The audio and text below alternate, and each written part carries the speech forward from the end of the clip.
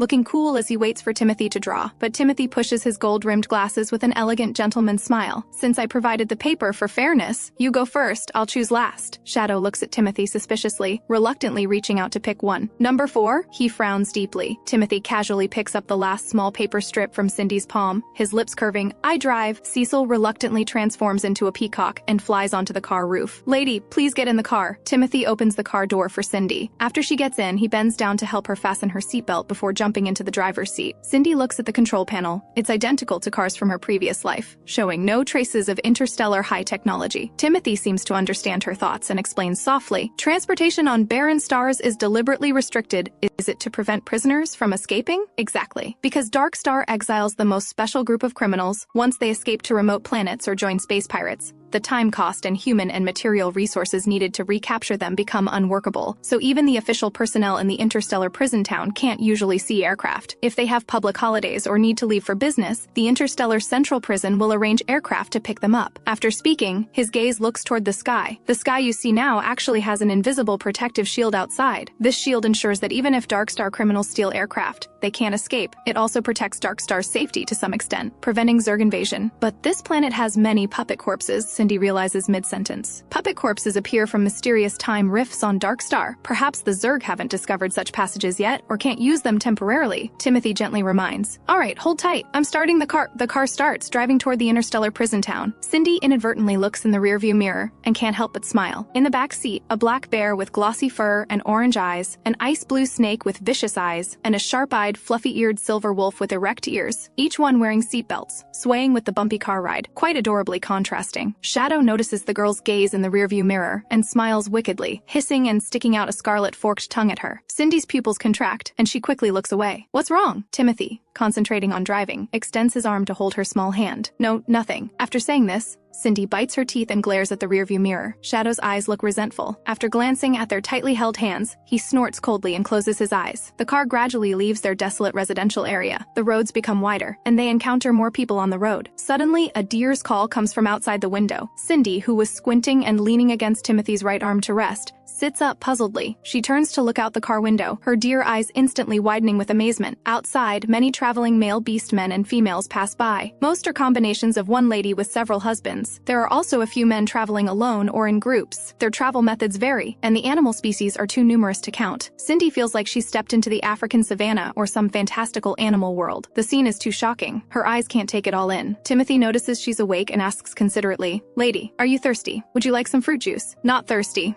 "Are you thirsty?" Cindy withdraws her gaze. "I'm not thirsty either." Timothy lifts her hand and kisses it. The three in the back seat, though pretending to sleep with closed eyes, all secretly open a slit when the two start talking. Shadow watches their intimacy, his eyes growing darker. Blake and Luna feel redundant, wanting to immediately crawl under the car. Cindy checks the time. How much longer until we arrive? Soon? Cindy sits back and continues supporting her cheek while watching the scenery outside. Luna glances at the back of Cindy's head. "Why do I feel like Lady is experiencing this planet for the first time?" Blake whispers back, "I seem to remember that people with split personalities don't remember what happened during other personalities."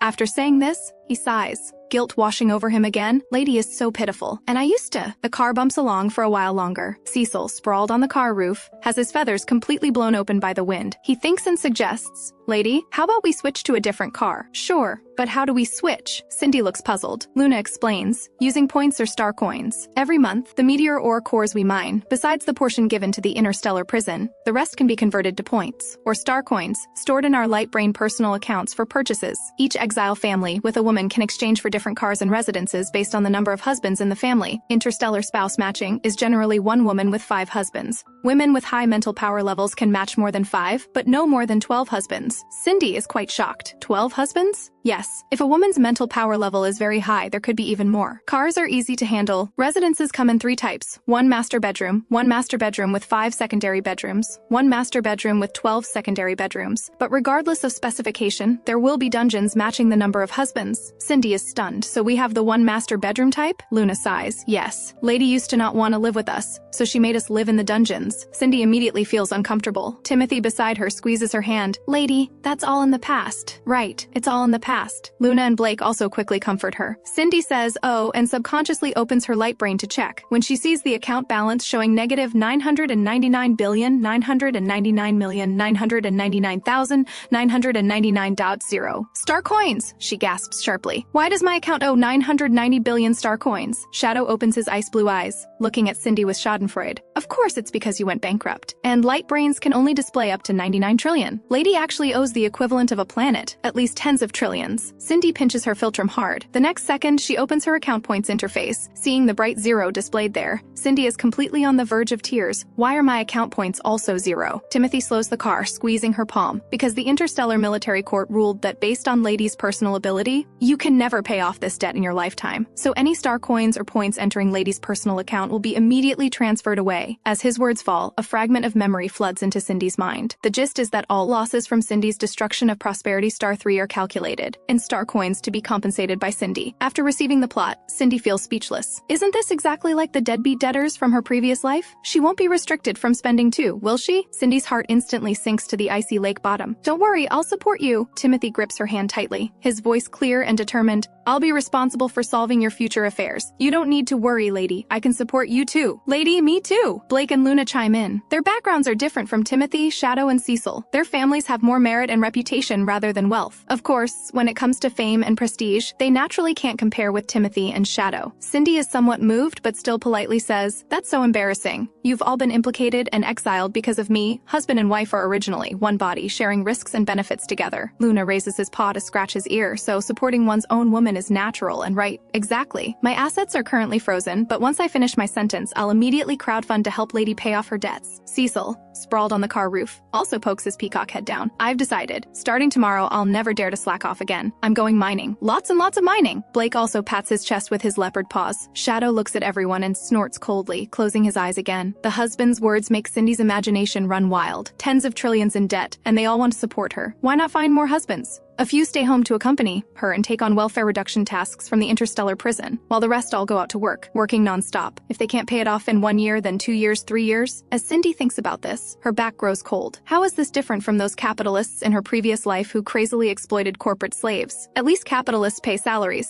provide social insurance, and give bonuses, while she gives nothing. Forget it, that's too cruel and immoral. We're here. Timothy's voice brings Cindy back from her strange thoughts. Cindy looks up and sees a town with a faint protective shield and high-tech appearance in the distance. Tall and mighty enforcement soldiers carrying energy guns, and warning robots patrolling everywhere in the air. However, outside the town, vagrant men densely surround the area. These men all have obvious beast characteristics. Not just beast ears, but claws, beast fur, and some are even 90% beast transformed. Cindy knows this is because their mental riot levels are too high. They're like hungry beasts, their eyes hungrily staring at every woman who passes by. Timothy finds a relatively open space to park the car. With his long legs, he steps out and opens the passenger door, scooping Cindy up in his arms. "I can walk by myself." Seeing he has no intention of putting her down, Cindy quickly says, "This area is a danger zone. Very dangerous." "Hold me tight," Timothy says, pulling her even closer to his chest. Cindy still wants to refuse when she smells strange odors drifting from the crowded areas. It's the pheromone scents that male beast men deliberately emit, mostly floral and woody fragrances, but some pheromones smell like rotting wood and decaying leaves, nauseating. There are also several that smell like Bradford pear blossoms, scents produced by men in heat. Cindy's brow furrows slightly. "Lady, what's wrong?" Luna notices her expression is off. Just as he approaches, Timothy already takes out a transparent mask from his spatial storage for Cindy to wear. "What's this?" Cindy is startled. A protective mask that blocks pheromones. Cecil puts the car away in his spatial ring, then joins Luna, Blake, and Shadow, each taking a position to protect Timothy and Cindy in the center. As soon as Cindy appears, some vagrant men's gazes lock onto her. Several men with unfriendly looks even start surrounding the 6 of them. "Looks like Cindy, who burned down Prosperity Star 3.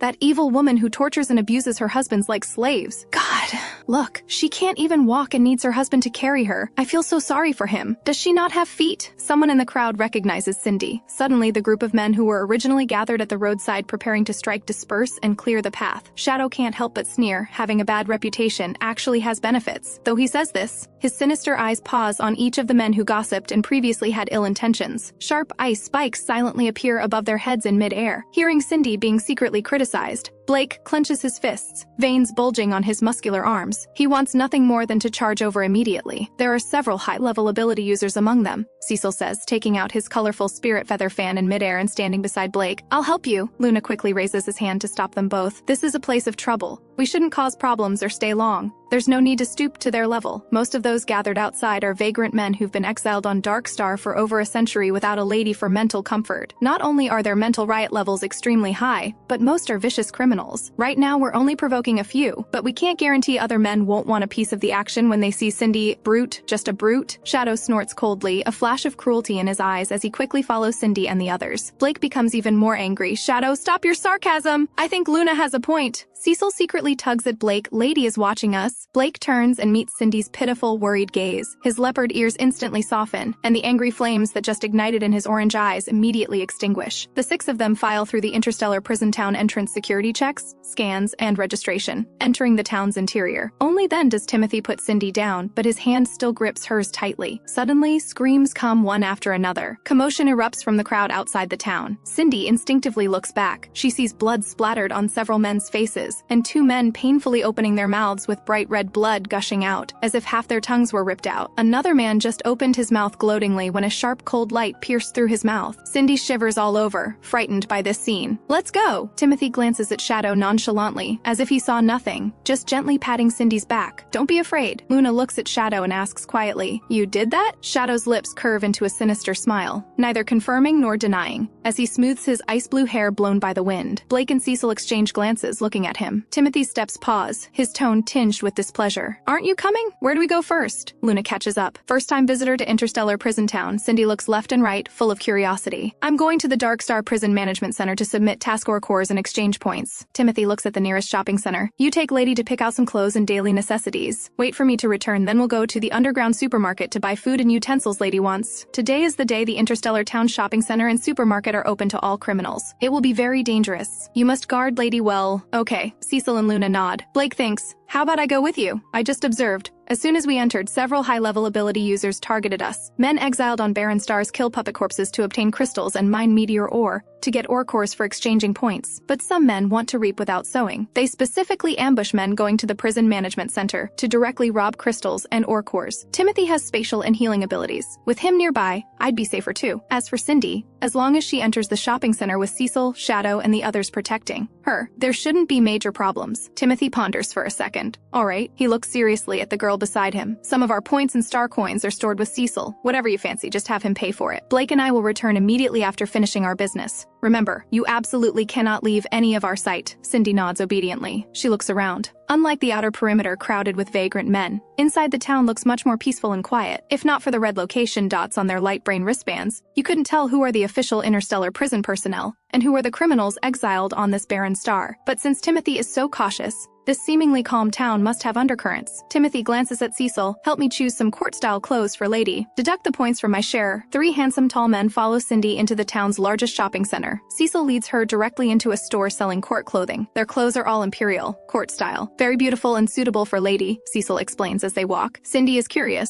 "So the Empire has royalty?" Cecil nods, of course. "The Empire is one of the few interstellar governments where male beast men hold power, and it's the richest and most powerful in all of interstellar space." Cindy turns and notices someone missing. "Hey, where's Shadow?" Luna and Cecil look around. Except for the service robots and patrolling warning robots, the spacious store is empty. This person just likes appearing and disappearing mysteriously. "Here, let me send him a message to ask." After Cecil complains, he takes down a dress with puffy sleeves and covered in pearls and gems for Cindy. "Lady, how about trying this one?" Okay." Cindy reaches out to take it and enters the fitting room. Just as she takes off her current dress to put on the new one, she glimpses a small, transparent green snake lying on the new dress. Cindy screams and throws the dress out. Cecil, guarding the door and thinking she's in danger, rushes in without thinking. Seeing Cindy with minimal clothing, his beautiful peach blossom eyes widen instantly. Cindy instinctively covers her chest. Only then does Cecil react, quickly closing his eyes.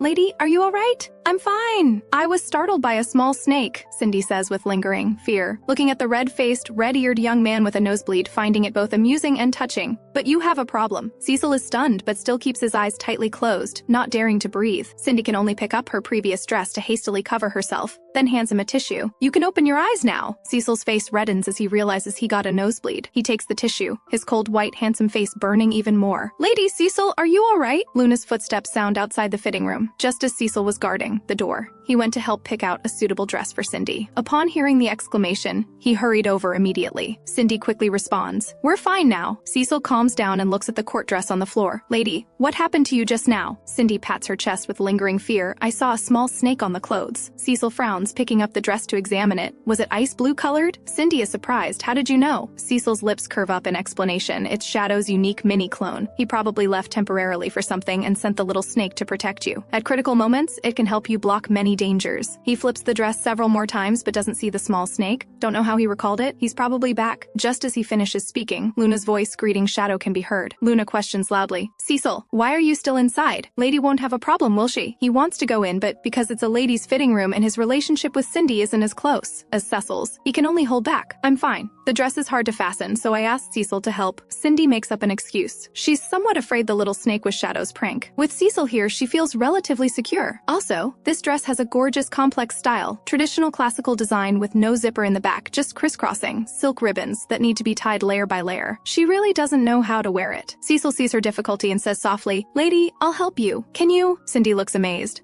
Cecil unties the ribbons and hands them to her, then turns around. This is what his beloved concubine father taught him, but he's too embarrassed to say this. Okay, Cindy quickly puts on the dress, turning her back to Cecil. Only then does Cecil open his eyes, carefully helping her tie the silk layers. Too tight? Tell me if it's tight. Looking at herself in the fitting room mirror, Cindy is very satisfied with this dress. She feels like she becomes elegant and noble just by lifting her hand slightly. Done. Cecil finishes tying the last ribbon and looks up at the girl in the mirror. This gorgeous dress on her with perfect looks, temperament, and figure adds even more enchanting charm. Cecil can't help but lean close to her ear, sincerely praising, "Lady is so beautiful. Being Lady's husband is my honor." He knows Cindy wants to re-sign a divorce agreement with him, but he's made up his mind. He won't divorce. But whether they divorce seems not up to him now. He can only try to win her over before the agreement period ends. Make her change her mind. With this thought, Cecil secretly determines his resolve. "Thank you." Cindy looks at the young, handsome, tall young man in the mirror. Feeling something stir in her heart, Cecil smells a faint rose fragrance and asks delightedly, "Lady, are you using the rose perfume I gave you?" "Yes." The girl smiles. "I will use and treasure all the gifts you give me." Rose perfume wasn't considered precious in her previous life, but in interstellar space, especially on this barren dark star, it's extremely hard to find. Of course, for her, the most precious thing isn't the gift itself, but the giver's deep intentions. Really. Cecil's hidden inferiority instantly vanishes. He's so excited his peacock feathers stand up, his pair of pink-orange peach blossom eyes sparkling with light. "Really?" Cindy says, reaching out to support his shoulders, standing on her tiptoes to kiss his lips lightly. The young man's ears instantly turn bright red. "This dress fits well and is very beautiful. I'll take it off first," Cindy says, asking him to turn around. The young man's fingers at his sides curl slightly. The next second, he suddenly cups the girl's face and bends down to kiss her. Cindy is startled by this sudden action, but soon closes her eyes. Cecil's kiss is innocent and gentle, afraid of hurting her. Outside the fitting room, Shadow and Luna sense what's happening inside. The two exchange glances, then both look away with ugly expressions. After the kiss ends,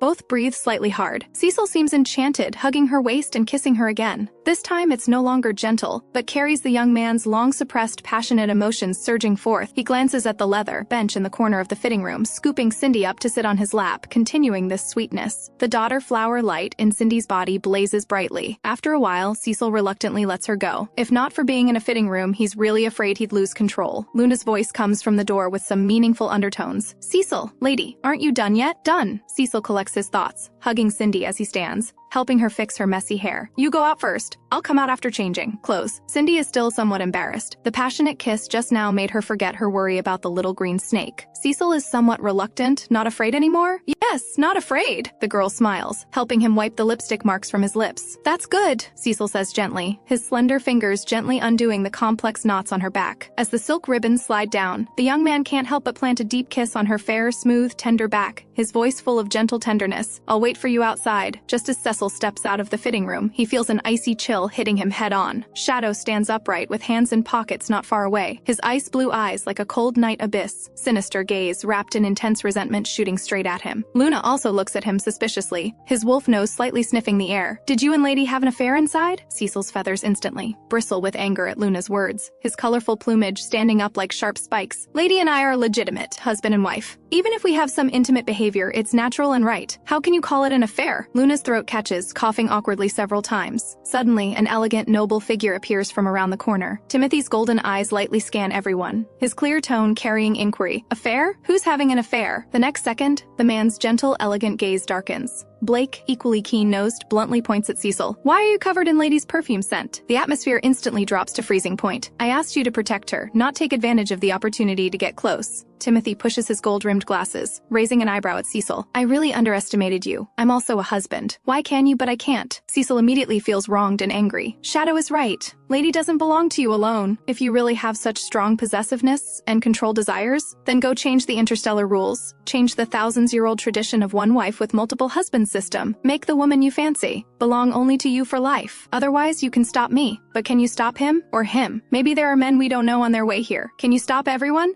The more Cecil speaks, the angrier he gets, you know. The first person Lady really kissed wasn't you either. Who knows, her first man might not necessarily be you either. These two sentences touch Timothy's reverse scale, completely enraging him. His pair of brilliant golden eyes burn with raging flames. He roars, "How do you know I haven't tried to change?" Before his words finish, he transforms into a majestic tiger, roaring as he pounces at Cecil. Cecil also doesn't back down, instantly producing his colorful spirit feather fan, forcefully fanning it at Timothy. Warning: fighting and brawling strictly forbidden in indoor areas. Violators will be executed. A group of warning robots, patrolling in the air, quickly surround the two. Timothy and Cecil's light brains flash red as high-voltage current spreads through both their bodies. Dozens of laser red dots simultaneously target them. Timothy! Cecil! Stop quickly! Luna and Blake are shocked, immediately stepping forward to each restrain one. Oh my! A cry comes from the fitting room door. Seeing the dense swarm of warning robots and dozens of red gun barrels aimed at Timothy and Cecil, Cindy, who quickly changed clothes after hearing the argument and came out, covers her mouth with both hands, completely frozen in place. Already weak-legged from her passionate kiss with Cecil, Cindy's body staggers, nearly collapsing on the spot. Timothy immediately transforms back to human form, rushing over to catch her in his arms. Cecil watches Cindy being held by Timothy, feeling bitter inside, his head feathers drooping with anger. Lady, are you all right? Timothy looks at Cindy, the fury on his face instantly disappearing, replaced by his previous gentle, elegant expression. Cindy looks at him, then glances at Cecil, her voice taking on a crying tone. Can you please stop arguing? She says this while heavily covering her chest with her hand, looking pained. When you argue, my heart aches terribly. Timothy knows she's acting, but seeing the girl's tearful appearance, his heart suddenly stabs with pain. His noble head immediately droops, burying into her chest and gently nuzzling. He apologizes gently. No more arguing, lady. I was wrong. Cecil suppresses his inner bitterness and approaches. Lady, I was wrong too. All right.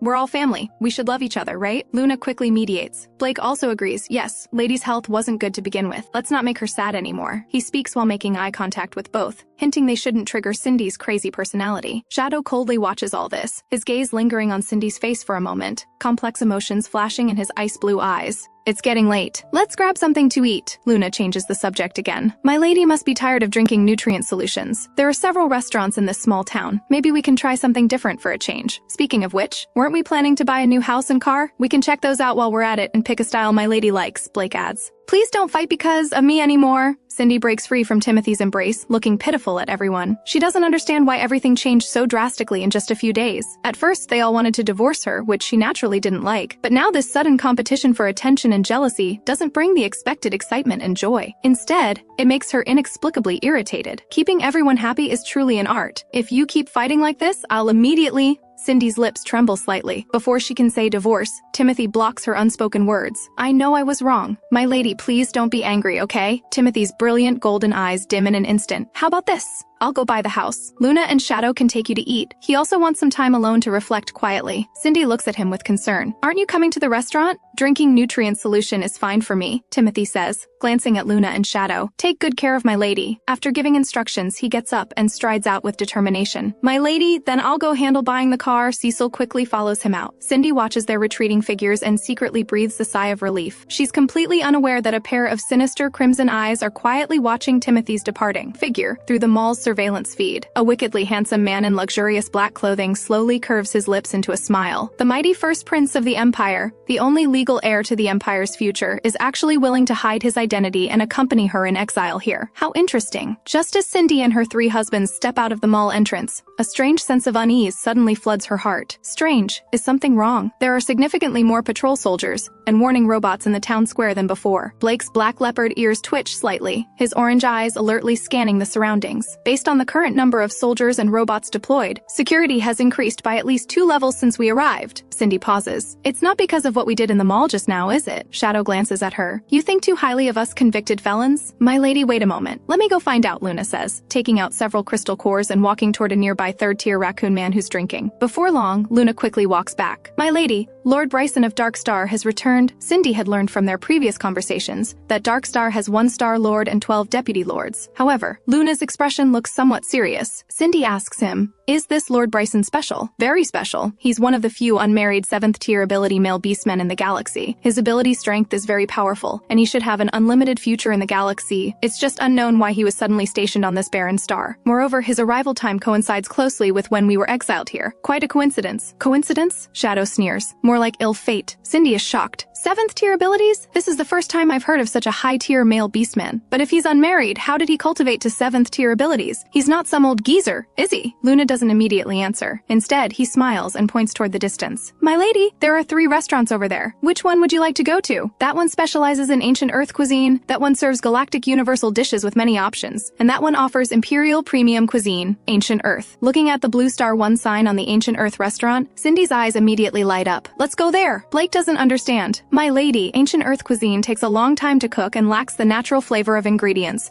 Many women don't like it. Are you sure you want to go?" He notices that since Cindy's third personality emerged, not only has her character changed, but even her eating habits have changed. Cindy turns to look at him. "Have you tried it?" "Not really. None of the 3 of us have. We only like eating meat. All kinds of meat. As for Cecil, he loves both meat and vegetables. Ancient Earth food contains many vegetables, which doesn't suit most males' dietary preferences." Cindy smiles brightly. "Since you've never been, we should definitely try it." "All right, my lady decides what we eat." Luna leads the way, continuing to educate her as they walk. Lord Bryson is only a few years older than us. He was able to independently upgrade his abilities because he comes from the most remote and isolated Omega planet, which is also the planet closest to the insect race-gathering star region. That planet's mineral resources reportedly contain some rare energy. Some males with great potential can use that energy to complete ability upgrades independently without relying on female power. However, that planet's outer areas are surrounded by insect races and black holes, so those who can reach it are extremely rare. Moreover, that planet was completely destroyed many years ago. Lord Bryson is one of only 2 people who successfully escaped before the planet's destruction. Rich mineral resources, an entire planet completely destroyed. Cindy's heart skips a beat. This plot sounds just like the former Soul's Prosperity Planet 3. She continues asking, "Who's the other person who escaped?" "Hansel, a high-ranking Dark Beastman officer with the rank of general, also 7th-tier abilities." Luna pauses in his steps, his brow furrowing slightly. The reason for suddenly increasing security is that patrol soldiers discovered traces of Hansel somewhere in Darkstar's territory. Cindy speculates. Dark Beastmen can control puppet corpses, and Darkstar has no shortage of puppet corpses, so they're taking preventive measures. Exactly. Luna finishes speaking and takes a big step to push open the restaurant's glass door. "My lady, we've arrived." The 4 randomly pick a window seat. Luna runs his finger across the table surface, and a holographic screen glowing with blue light appears before everyone. Cindy glances at the prices and thinks of her bankrupt status. She suddenly feels like a kid in a candy store with no money, completely powerless. "It's okay, we have star coins." Luna extends his arm with the light brain toward her. "If my lady wants to experience the joy of paying later, borrow my hand." In the end, the 3 men each order 2 servings of curry chicken and sweet and sour pork ribs. Cindy orders 1 sweet and sour pork rib, plus a vegetable soup and French fries. Luna takes it upon himself to add another item. "My lady, let's have a mousse cake too. They say eating sweets improves mood." Cindy is surprised. "How do you know that?" "I read some ancient Earth cuisine books long ago." Luna pauses. "If my lady likes ancient Earth food, we can buy some ingredients when we go to the supermarket later." Cindy's eyes curve into crescents. "Great." The hot food arrives quickly. Cindy picks up a piece of sweet and sour pork rib and takes a bite. The sweet and sour taste instantly spreads in her mouth, and her eyes light up immediately. She never expected it to taste exactly like what she had in small restaurants in her previous life. "My lady, try this too." Luna uses serving chopsticks to transfer some of his untouched curried chicken to her. Cindy tries it and happily gives him a thumbs up. "Delicious." Luna hands her a napkin. "Then we'll pack some to take home." "Okay." Cindy suddenly realizes Luna is quite thoughtful, though they hadn't interacted much before. It's just that the 2 of them didn't get along much before, so she didn't notice it. After finishing their meal, Timothy and Cecil still haven't returned. Cindy thinks for a moment and sends messages to both Timothy and Cecil. The light brain buzzes. Timothy replies to Cindy, "I'm at the government office handling house purchase registration. I'll be back soon." Timothy smiles as he finishes replying, then looks up ahead. His gentle expression instantly turns ice cold. "First Prince." Wendy sways her waist as she approaches him. "Greetings." "First Prince." Wendy coquettishly slightly bows to Timothy, then looks up with a charming smile. I didn't know the first prince was gracing us with his presence. Wendy failed to welcome you properly. Then she glances behind Timothy, her eyes clear and innocent, making a surprised sound. First prince, isn't my sister with you? Timothy coldly lifts his eyelids, looking down at her condescendingly. Is there something you need? Oh yes. Wendy's lips curve up, pressing together. I only learned after coming to Darkstar that the first prince is actually my brother-in-law, so I wanted to fulfill my duties as a host and invite the first prince to honor me by having lunch. As she speaks coquettishly, she lightly lifts her hand to tuck her hair. Oh well, the journey from your home here is so dangerous, and my sister just threw you, her husband, over here alone. How heartless of her, Timothy interrupts sternly. The Darkstar prison's internal management system shouldn't be used by administrators for personal gain, should it? Besides the prison's internal management system backend, Timothy can't think of how else she could know his identity. Oh, first prince, what are you saying? It's mainly because my sister hid you too well. My sister and I are family. You're my brother-in-law. How could this be considered personal gain? Wendy speaks softly, taking small steps closer to Timothy. It's also my sister's fault for making the first prince suffer such indignity on this barren star. I also heard she occasionally imprisons and abuses you all. At this, she raises her hand to wipe away tears. You don't know. My sister used to have such a terrible temper. She especially loved abusing people around her, not even sparing small cats and dogs. So now she only beats you occasionally, which is actually considered good for her. But my sister has bipolar disorder. She's also a pitiful person. Please be more tolerant of her. First prince, if the first prince ever suffers grievances or needs mental sea healing in the future, please remember to come find me. I guarantee I'll make the first prince comfortable in body and mind. Unlike my sister, she doesn't have you in her heart, and never will. As she speaks, intense manipulative pheromones begin emanating from her body, spreading and enveloping the surroundings. She has B-level mental power, equivalent to a 5th-tier male beastman's ability level. Her released pheromones definitely won't be detected by Timothy, who only has 1st-tier abilities. As for why the pheromones she released at Cindy's door last time disappeared without a trace, Wendy guesses it was just coincidence, or perhaps the surroundings were too open at the time. This time, on her territory in the fully enclosed government building corridor, she believes he can't escape. Moreover, males have monthly heat periods. Once her pheromones reach a certain concentration, she can trigger the other party into a temporary heat period early. Male beastmen naturally have stronger needs than ordinary men. Combined with pheromone interference, it's like making him take an aphrodisiac. Plus, she has an obedience pill that can make any male instantly become docile and obedient. Even if he were a celibate Buddha who had severed all emotions and desires, she could personally drag him down from his high pedestal and make him willingly become her devoted servant. Wendy feels she's already secured victory. Being able to sleep with the galaxy's most outstanding male while stealing Cindy's husband and making her suffer in pain and loneliness,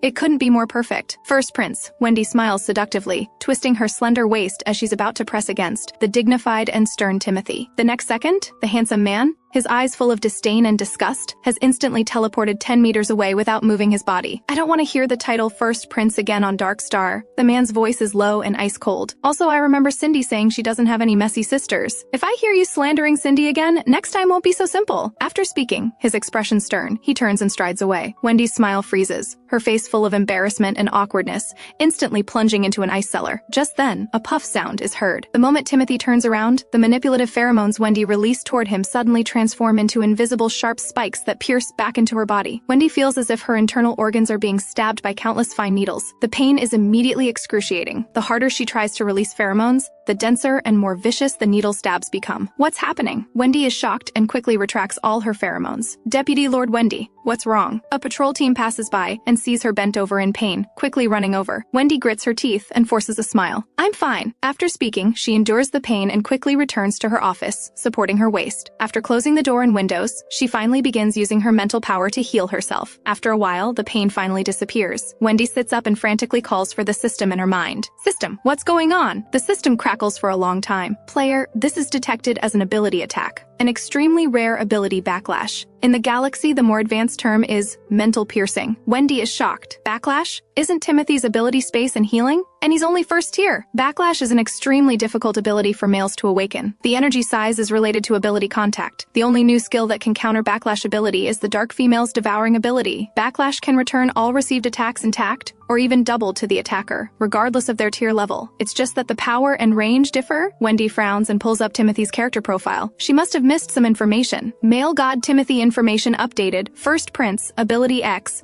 followed by a long string of English. Wendy spits blood. Can't you speak properly? properly instead of using incomprehensible languages? Being constantly frustrated by this man, she's already irritated. And now she has to deal with foreign language and listening tests. This male character profile system is not only useless but sick. The system is also speechless. Don't you know that some sensitive words get filtered by review? The more she thinks about, the angrier she gets. Is that Timothy a masochist? Cindy is clearly an abnormal lunatic, yet he still goes along with her. The system seriously makes up an explanation. Maybe he just has that preference. Some special little kink. What does that X after his ability mean? It might be some ability that can only be used in small ranges. Look, even in the galaxy's official statistics, he only has 2 abilities listed. Wendy is surprised. Generally, males only awaken 1 ability. Having 2 is rare. He actually has 3. Could this backlash be related to this X? The system denies. No, it's not just backlash. The system falls silent for a moment before continuing. Analysis complete. It's mind reading. Small range mind reading, probably only usable on 1 woman. Wendy's mood instantly improves. Did he read my mind? Knowing my feelings, he's deliberately avoiding me. His coldness before was actually playing hard to get with me. The system is speechless. His mind reading is bound to Cindy. A bucket of ice water douses Wendy completely cold. She shivers and remembers something else. I clearly used the obedience pill just now. Why was there no reaction at all? Why do you drop the ball at crucial moments? The system is confused. Player, the obedience pill has requirements for use. The favorability can't be below 0, and his favorability toward you. Wendy gets even angrier. Why didn't you say this earlier? The system is more aggrieved than her. The system store has instructions. Who knew you not to read them? Wendy, knowing she's in the wrong, tries to save face. Do you think he might not work in that area? Or maybe he likes men? You know male beast men have much stronger needs in that area than ordinary men, especially Timothy, who's in his prime. The system is helpless. Player, let me reiterate, he's not sick. He's really not sick. He's perfectly healthy. Wendy sneers coldly. Then it's Cindy's problem. Since I can't handle Timothy, I'll deal with Cindy. Counting the days, it's time to feed her more of those bipolar disorder pills. Timothy immediately sends Cindy a message after leaving the government office. My lady, I'm coming from the government office. Are you still at the restaurant? No, we're about to head to the underground supermarket. Why don't we meet directly at the supermarket entrance? After replying, Cindy looks up at the square. Why isn't Cecil back yet? He's not responding to my messages either. Buying a car should be faster than buying a house, right? Luna chuckles. He loves shopping. He probably got distracted by something pretty or strange along the way. Cindy continues. Then, let's go directly to the supermarket to wait for Timothy. It's getting late. We need to get home before dark today. Blake agrees, right? I heard that at night there are far more puppet corpses around the galactic prison town than where we live. They have energy weapons, and many mid to high tier ability warriors. They're more capable than us. However, Luna's tone shifts. If Hansel is also on Darkstar, these puppet corpses might be much harder to deal with than before.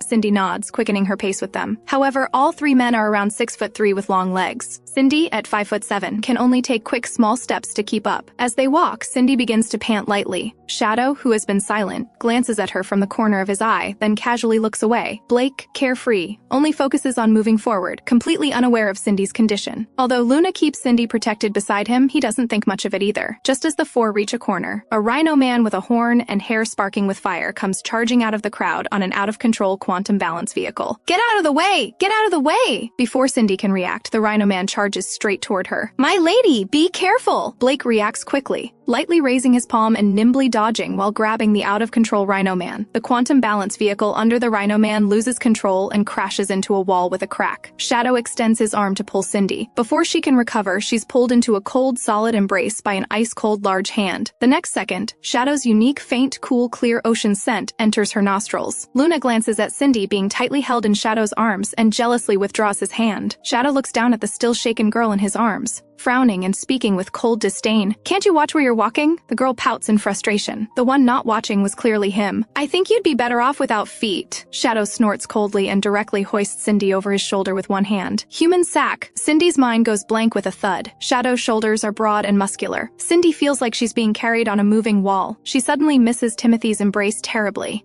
Could you put me down? I can walk by myself? She presses her lips together and speaks carefully. Shadow keeps a cold face and says nothing, striding forward with his long legs. A gust of wind blows. Shadow's ice blue long hair whips across Cindy's face. For a moment, Cindy feels like she's been thrown into cool sea salt soda water. Luna looks at Shadow suspiciously. Maybe you should put my lady down. Shadow mocks him, with her short legs walking so slowly, the supermarket will be closed by the time she gets there. You're the one with short legs. Your whole family has short legs. Blake is puzzled. Shadow, that's too exaggerated. My lady doesn't walk that slowly. Besides, from what I can see, her legs are quite long. He hesitates. How about I carry my lady instead? He don't know how to hold girls, but he is good at carrying people. He did plenty of sack carrying and people carrying training back at the Galactic Military Academy. Shadow still keeps his cold, handsome face. The two have no choice but to quickly follow. Seeing Shadow's stubborn refusal, Cindy knows he's deliberately targeting her. She stops pretending to be delicate and directly threatens in a low voice. Dead snake, put me down quickly, or I'll strangle you. Shadow's hands supporting her back tightens. Noisy, then put me down. As Cindy speaks, she's about to pinch his back with both hands. But when her fingers touch the muscles on his spine, they're like steel and iron. There's no way to get a grip. Cindy complains, such thick skin. Shadow coldly threatens, if you keep tickling me, I'll chop off your hands. Cindy quickly pulls her hands back. Pervert! My waist hurts, my head is dizzy. When one plan fails, Cindy can only return to her old profession of acting fragile, whimpering and groaning. Blake and Luna exchange glances. They step forward in unison with serious expressions, raising their hands to stop Shadow. Shadow, this isn't the time for games. Put my lady down first. Shadow, be careful not to trigger my lady's. Blake ultimately doesn't dare say personality. Can't you see she's acting? Shadow coldly glances at both of them. Don't worry, she won't die on me. Cindy continues whimpering, her voice taking on a crying tone. My stomach hurts so much. I need to use the bathroom. Shadow stops walking and takes a deep breath. Why are you so troublesome? The girl glares at him angrily. It's normal for people to have urgent needs, isn't it? Shadow snorts coldly. Sorry, I'm not people. Oh, right. You're a cold-hearted, vicious snake that likes dark, crawling spaces. After Cindy finishes complaining quietly, she continues crying out, I can't take it anymore. My stomach hurts so much. She starts flailing her hands and kicking her legs like a panicked grasshopper. This time, her stomach really does hurt. Blake can't watch anymore. Shadow, not letting my lady use the bathroom is going too far. Luna sees through their dynamic. All right,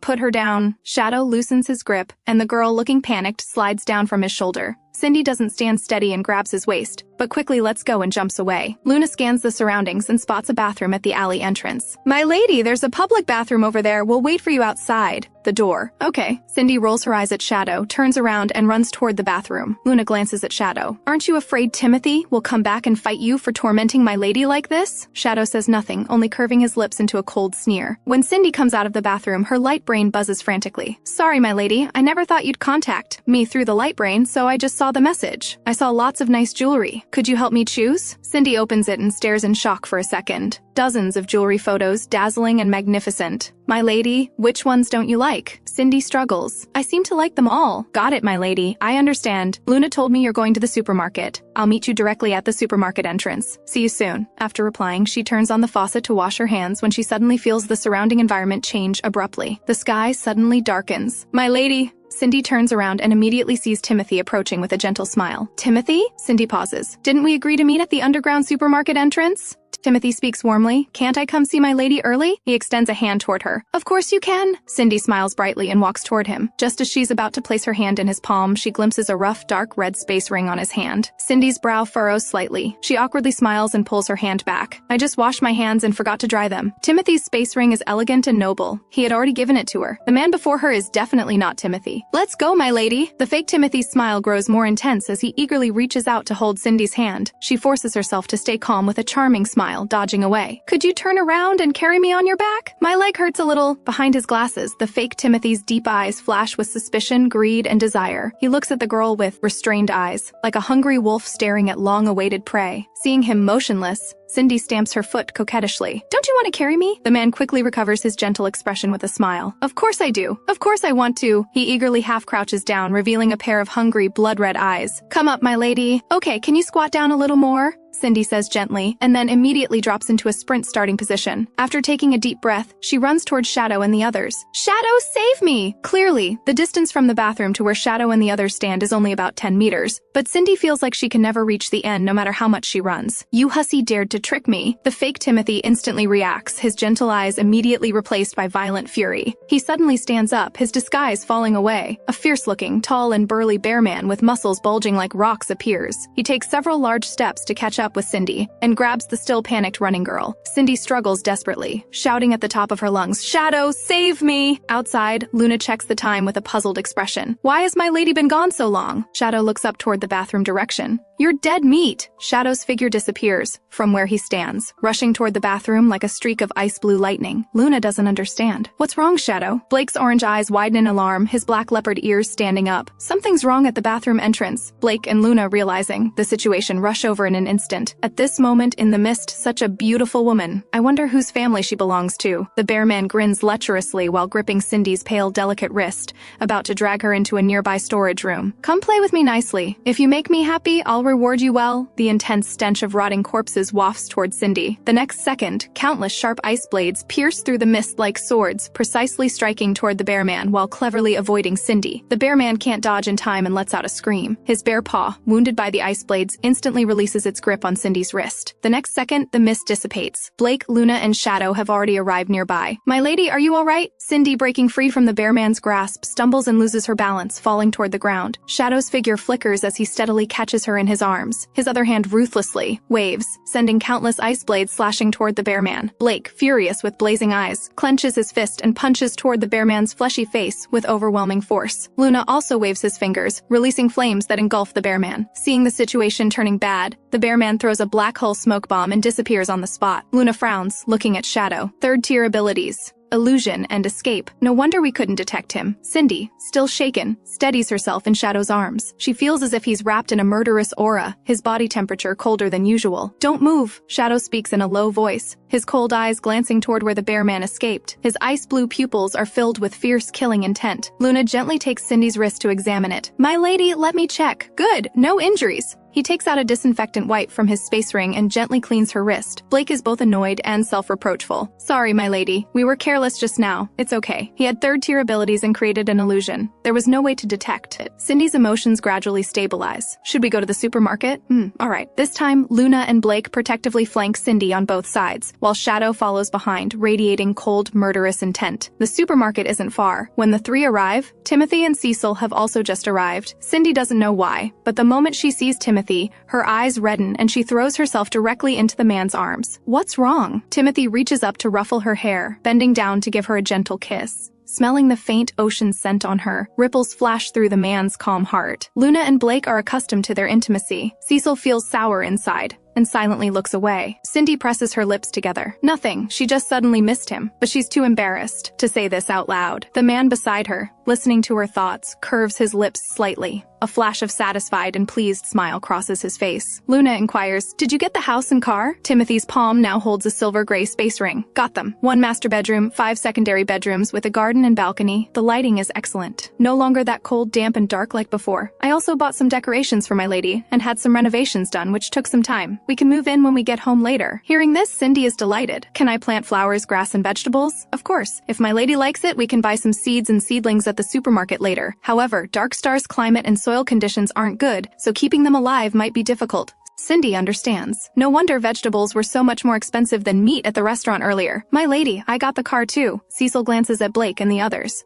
Where's Shadow? Why don't I see him?" Blake suddenly turns around, urgently scanning the surroundings. "Wasn't he just behind us?" Luna remains calm. Maybe he went to the bathroom. Dead snake disappearing again. After Cindy finishes complaining quietly, a strong sense of unease suddenly floods her heart. Her spine chills as she stiffly turns her head. Sure enough, an ice-blue small snake is coiled on her right shoulder, its ice-blue vertical pupils staring at her with an indescribably eerie expression. Although she was mentally prepared, Cindy still jumps up like she's been burned. Luna and Blake are startled by her sudden reaction. They instinctively look around, then ask with puzzled expressions, "My lady, what's wrong?" Nothing. Cindy pants heavily. Gritting her teeth, she glares fiercely at the small snake motionlessly stuck to her shoulder, only to discover the snake seems to have instantly closed its eyes and fallen asleep. Its crystal-clear appearance actually looks somewhat like an exquisite jade sculpture. Right, just think of it as a decoration, a mini figurine. With this thought, Cindy's previously tense and fearful emotions finally calm down gradually. Timothy, understanding the situation, quickly walks over and gently takes her hand, then looks at Cecil. "Can you change this snake's color?" Cecil pauses. "Change color? Like gold, sand gold texture, something that doesn't look so cold and terrifying." Cecil realizes what he means but hesitates. "I can do it, but are you worried Shadow will get angry when he finds out?" Luna guesses Cecil's concern. Cecil nods, looking somewhat troubled. This is his personal property after all. He's the rightful owner. I should at least ask his opinion first before making changes. Not to mention that the venomous snake absolutely won't allow others to touch his belongings things even slightly, Blake becomes anxious. But my lady is afraid of snakes. Look what he's done to scare my lady. Cecil thinks for a moment and nods. Then I'll try first. We'll discuss it when he returns. Cecil raises his hand to activate his metal type ability. A flash of light, and a sand gold textured golden small snake appears on Cindy's shoulder. Timothy gently squeezes Cindy's palm and asks tenderly, "Are you still afraid now?" Cindy looks at the golden little snake. Her previous fear instantly vanishes without a trace. Not afraid anymore. Seeing the girl's happy expression, Timothy gently reminds her, "Then let's go in." Blake and Luna quickly step forward to get several shopping carts. Upon entering the supermarket, Cindy is immediately attracted to the display area with its brilliant starry sky background and futuristic items. Timothy scans around and asks considerately, "What would my lady like to buy first?" Luna suggests, "My lady seems to really like ancient earth food. We can go directly to the food section and vegetable area to choose some vegetables, meat, and seasonings." Cindy nods happily. "Okay, let's go to the food section first." Four handsome husbands follow behind her as they head toward the food section in grand fashion. Cindy is completely unaware that as they walk, the golden small snake sleeping on her shoulder suddenly opens its eyes with a flash. Those ice blue vertical pupils are instantly filled with crimson, cold, and vicious. She emerges from the store with many shopping bags, in the company of her four husbands. She thoroughly enjoys the experience of having four tall and handsome companions shop with her, combined with the joy of being free to pay for it all. Alright, this account is cleared. Bring on the next one. Cindy grabs Luna's wrist and places it on the payment interface, her pretty doe eyes curving into crescents with laughter. Seeing this, Blake quickly extends his arm. "My lady, you can swipe mine now, right?" "Yes." Cindy drops Luna's wrist and skillfully grabs Blake's sleeve. "Sorry, your account balance is also 0. Cindy looks at Blake with a mischievous smile. Blake pats his chest. "No problem. When the credits and star coins are gone, I can earn more. My lady's happiness is most important." "Blake, you're so good to me." Cecil glances at him resentfully. "My lady has never praised me like that." He secretly exchanged 2 rare gems from his fan for a pile of star coins to buy her lots of beautiful jewelry, but hasn't had a chance to show her yet. Luna smiles gently and reminds her warmly, "My lady, don't forget, you need to treat everyone fairly." Cindy coughs lightly, looking at her husbands with curved eyes and a sweet smile. "All of you are wonderful. I thank you all." Blake scratches his head with an honest smile. "My lady doesn't need to be polite." Cecil turns to glare at the talkative Luna. Timothy watches the joyful girl with an indulgent smile. "The space ring I gave you before could buy thousands of supermarkets like this, yet I've never seen you this happy." "Ah, was it that valuable? Then I can't accept it," Cindy exclaims and hurriedly tries to remove the ring. "I'm teasing you." The man reaches out to press her small hands. "Remember what I told you?" "I remember." Timothy leans down slightly, bringing his face close to hers. "Then please repeat it, my lady." "Childish." Timothy curves his lips. "So my lady forgot so quickly?" "I didn't say it." The girl presses her lips together, her voice as quiet as a mosquito. "Without your permission, I'm not allowed to take it off." The man nods with satisfaction, flicking her forehead as a threat. "Next time you talk about removing it, I'll punish you." Blake interjects, "My lady, I'll put all these things in the space ring." "Don't. Let me do it. I want to take them one by one to feel the sense of accomplishment." Cindy walks over with small steps. She takes items from the shopping cart one by one, then categorizes and stores them in the space ring piece by piece. Blake and Cecil stand on her left and right, handing her items. Timothy and Luna stand nearby, seemingly chatting casually, but both unconsciously focus their gazes on her. Luna narrows his eyes and nudges Timothy. "First Prince, the way you look at my lady seems quite genuine, not like acting at all." Timothy raises an eyebrow and glances at him, displeasure flashing in his eyes. "How do you know I'm not sincere?" "If I remember correctly, except for Cecil, First Prince met my lady for the first time at the marriage registration, same as us. But I always feel First Prince has some inexplicable feelings for my lady." Luna pauses. "But this is just my personal intuition. If I'm wrong, please don't take offense, First Prince." Timothy glances at the girl with a bright smile nearby, his words meaningful. "How do you know I haven't known my lady longer than Cecil?" Luna makes an O sound and probes again. "Since the day my lady suddenly changed her personality, First Prince's attitude toward her has been obviously different from before. Does First Prince have some secret you haven't told us?" Timothy's expression remains unperturbed. "No." "Really?" Luna's eyes flash with suspicion as he quickly reaches out and grabs Timothy's right palm, looking at the red crescent moon remaining on his palm, and can't help but smile. "If I remember correctly, First Prince has spent at least 4 nights alone with my lady in her room,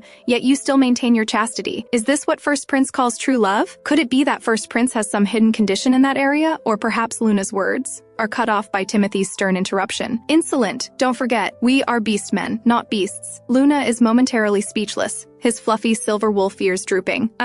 Sorry, First Prince. I spoke too rashly. Moreover, if there really was something wrong, do you think you could just grab my hand and examine my palm with your strength alone?" The man dismisses with a cold snort. Luna's gaze sharpens. Timothy's tone takes on a more oppressive quality. I don't want to hear such words and suspicions a second time. Luna, knowing he's in the wrong, speaks with increasing deference. Yes, first prince. Also, there's something I must clarify with you. Timothy glances at him, his tone carrying a warning. Since you and Blake have no romantic feelings for her whatsoever, please remember the responsibilities your family's entrusted to you during your time together. Fulfill your duties. Maintain appropriate distance from her, and don't carelessly provoke her. Luna's silver pupils dim slightly. Then may I ask First Prince, what about Shadow? He pauses. First Prince's only brother doesn't seem to dislike and despise my lady as much as he appears on the surface. How should First Prince handle this? Timothy looks at the girl over there, who's storing the last red cherry tomato in her space ring with a brilliant smile. That's my lady's own business. No need for you to worry about it. After speaking, he puts on a gentle smile and strides toward the girl. All packed? Timothy asks tenderly, reaching up to fix her slightly messy hair. The girl's eyes curve into crescents, sparkling brightly. Yes, all packed. Timothy takes out a bottle of water from his space, unscrewing the cap. Drink some water. Cindy takes a sip and looks surprised. It's actually warm. Timothy nods. Drinking cold water is bad for your health. Blake looks at Cecil, then at Timothy, suddenly feeling like he's missing something. Luna walks over. I just asked about Shadow. He'll be here soon. Let's wait for him before we leave together. Timothy nods. All right. Blake looks at Luna, then suddenly feels like he's not missing anything after all. Soon, Shadow's handsome, upright figure appears in the distance, though radiating cold aura. When they meet, Blake asks, Shadow, where did you go just now? Took care of some personal business. Shadow finishes speaking, his gaze stopping on the golden small snake that has turned golden on Cindy's shoulder. Hideous. What's hideous about it? The previous one nearly scared my lady to death. This golden, shiny one brings wealth and prosperity. Much better. Cecil walks over, not forgetting to mock back. My lady is extremely afraid of snakes. Didn't you know that? Cindy also mutters quietly. Right. Even if the bad guys don't kill me, you'll scare me to death. Shadow coldly glances at her with sarcastic tone. No, you'll die from your own stupidity. After speaking, he lightly hooks his hand, and the small snake instantly appears in his palm. His pale, slender fingers curve slightly, and a snake that rivals real gold appears. Ah, so beautiful! Cindy exclaims at the sight of the golden snake. Shadow, I didn't expect you to be so skilled. Blake marvels. Shadow, turns out you're quite the craftsman. Cecil is also shocked. How did you do that? Did you just awaken metal-type abilities? Timothy glances at him meaningfully but says nothing. Trivial tricks. Shadow speaks coldly, his peripheral vision catching sight of the space ring Timothy gave Cindy on her hand. He grabs her other hand and forcefully slips the golden snake bracelet on. The bracelet quickly adjusts its size, almost fusing with Cindy's pale wrist.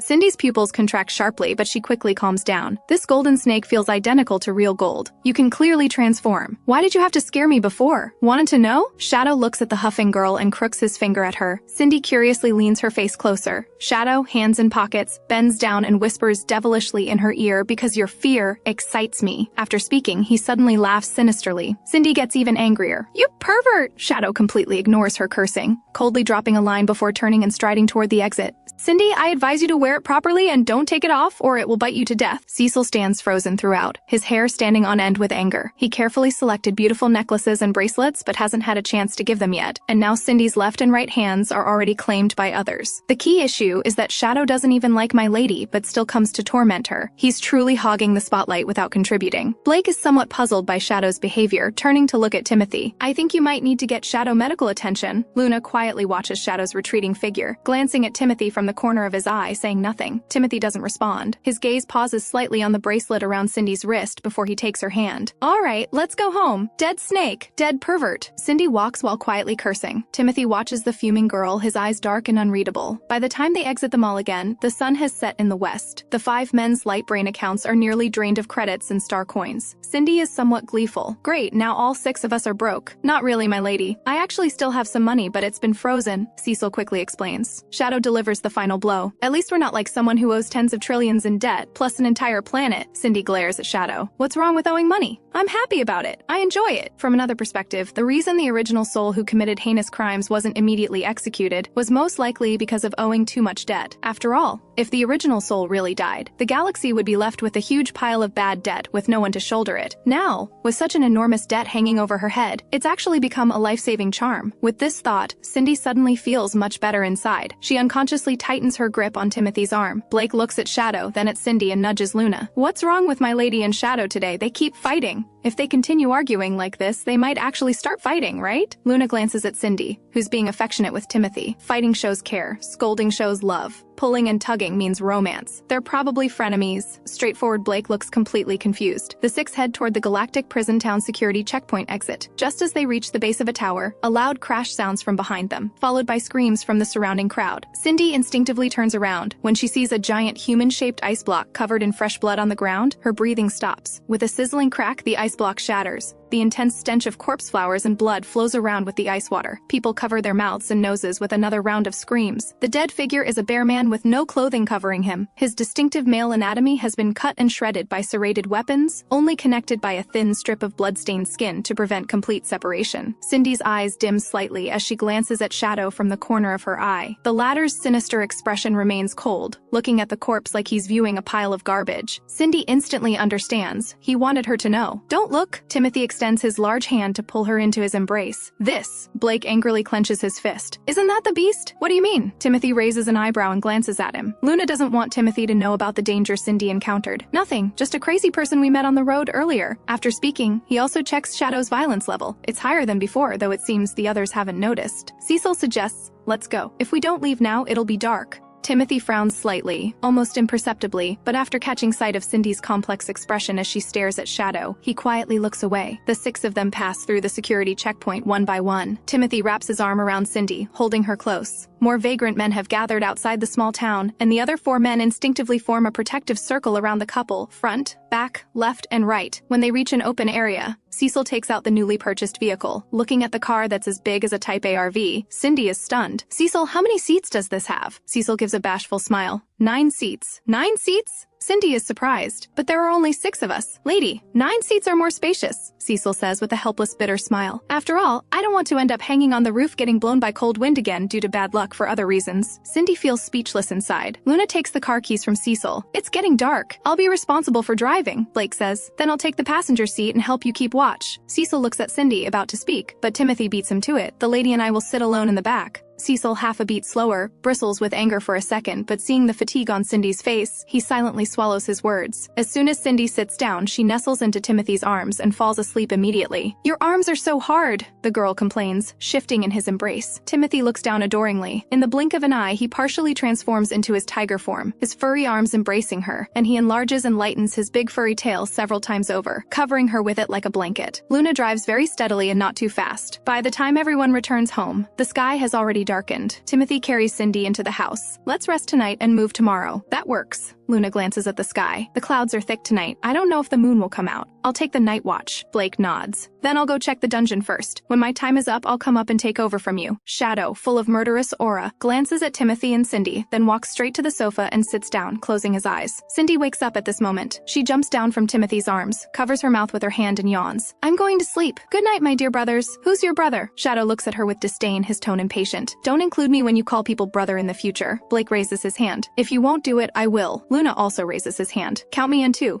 Cecil pouts. "I'm clearly the younger brother, the lady's little fanboy." Shadow snorts coldly, sweeping his gaze over the three of them. Brain dead. After speaking, his gaze stops on Cindy's face. "Cindy, did you remember what I said earlier? If you didn't remember, watch out or I'll bite you to death." He lifts his lips in a malicious smile, revealing 2 sharp, venomous fangs. "I remembered." "Stop showing your teeth, or you'll poison yourself," Cindy says irritably, rolling her eyes at him before turning to leave. Just as she takes half a step, 2 hands grab hers tightly, one in front and one behind. Cecil looks both resentful and expectant. "Lady, I still have gifts to give you. The lady is tired. Whatever it is can wait until tomorrow," Timothy says in a deep voice, then suppresses his emotions and asks the girl gently, "Lady, surely you haven't forgotten about sleeping with me tonight?" Cindy's heart skips a beat. Sure enough, there's no escaping what can't be escaped. She secretly rubs her fingers, her mind racing to think of strategies. Luna's sharp gaze moves between Timothy and Cindy's faces, looking like he's enjoying the show with thoughtful interest. The man leans down and whispers something in her ear. The girl nods somewhat shyly. Suddenly, with a buzzing sound, Timothy's light computer on his wrist vibrates. He stands up and opens it, his deep golden eyes immediately darkening,